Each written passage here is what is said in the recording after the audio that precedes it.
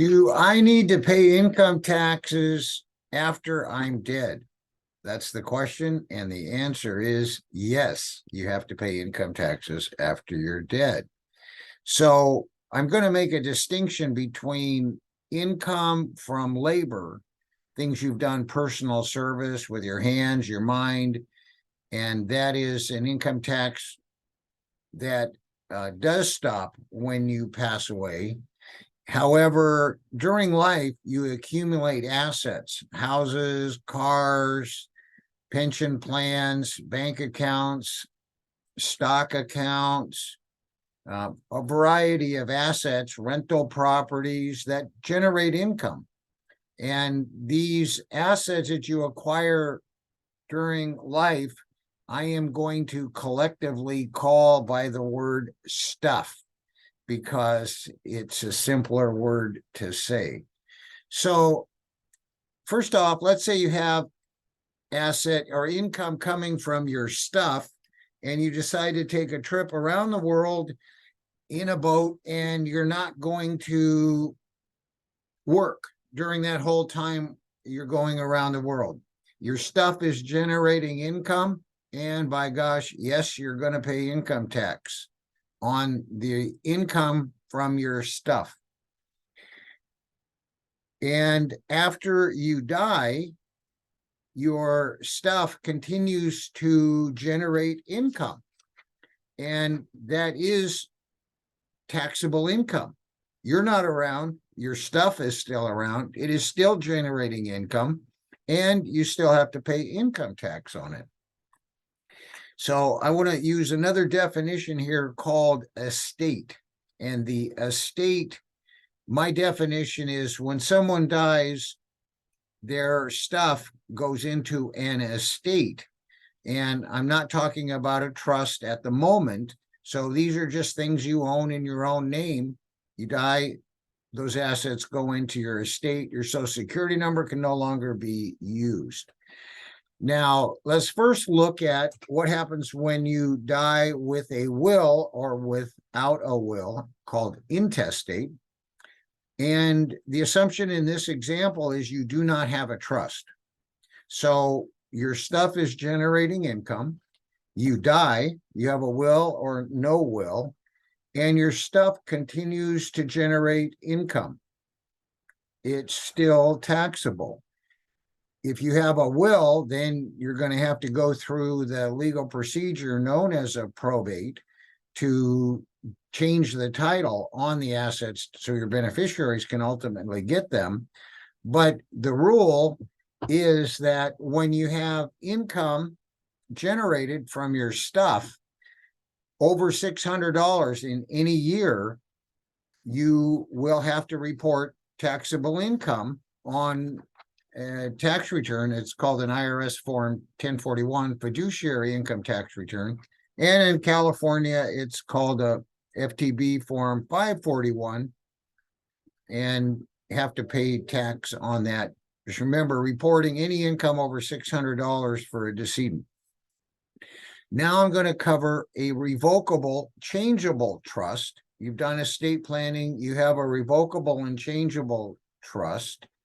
And while you're alive, do you have to pay income tax on that trust?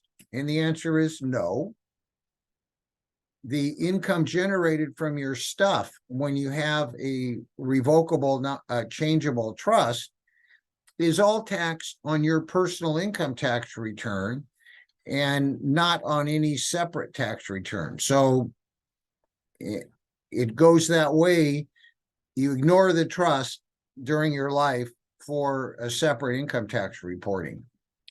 Now we'll change the facts a bit, and you have a revocable living trust and you die, and now the trust normally will become irrevocable and non-changeable. At that point, your stuff is still generating income, and it's in a trust now that's irrevocable. You can no longer use a Social Security number. You need to get another ID number, which is no problem, from the IRS. and your stuff continues to generate income.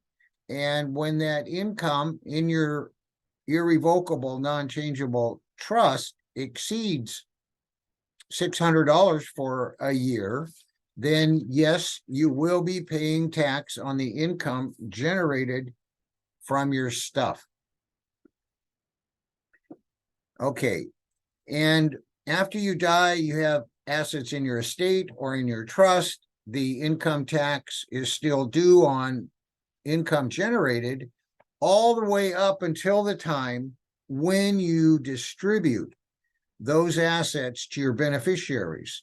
Now, in this example, the estate has no assets in it, can't generate any income, no more income tax. You file a final fiduciary income tax return. If you have a trust, your trustee is paying all the bills, administering, complying with the laws, and the trustee transfers all the assets to the appropriate beneficiaries. The trust has no assets in it whatsoever. And at that point, there's not going to be any more income tax because there's no income generated from your stuff.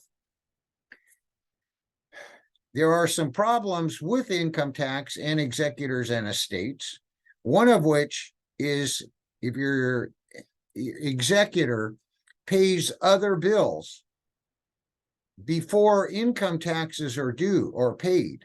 So there's a decision between paying this creditor, that bill, house, mortgage, interest, whatever, and there are income taxes due either from the decedent before they died or generated during the estate administration.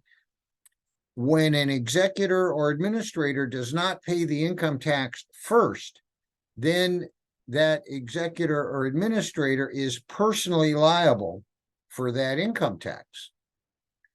And a similar situation occurs for a trustee. Now, the other thing that happens is what we call transferee liability. So in this example, we have either a trust or estate, it doesn't matter, and there's income being generated from the stuff or a liability for taxes created before death, and the executor or trustee pays out all the income to the beneficiaries. And now the estate and trust has no assets whatsoever, but there's a tax liability. And in this case, let's say that the executor or trustee was insolvent, had no assets, and the assets were distributed to the beneficiaries. Now, the beneficiaries receive their distribution, their inheritance, and the IRS can go after the beneficiaries and tax those assets because the income tax was never paid. So the assets essentially have a lien on them, and the IRS can force the beneficiary to pay the income tax that should have rightfully been paid before the assets were distributed. Now, there are other income generating assets in your stuff, and those are, example, pensions, IRAs, annuities, those types of assets.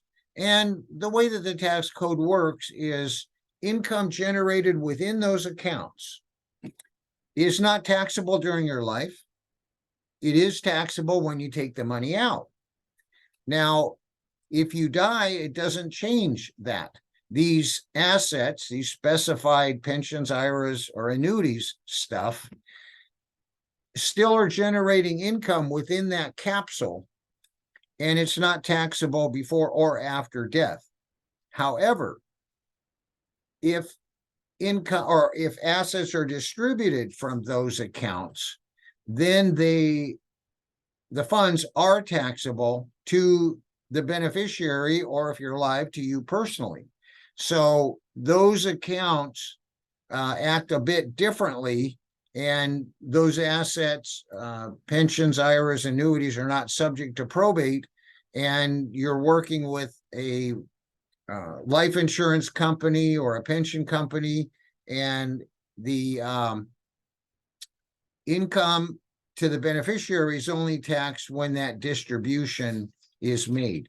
And there are other technical rules in the tax, but the overall message here is that when you have income after death, your stuff is generating income, and you've passed away, yes, you still continue to be obligated to pay income tax, even though you're 6 feet under the ground. That's just the way it works.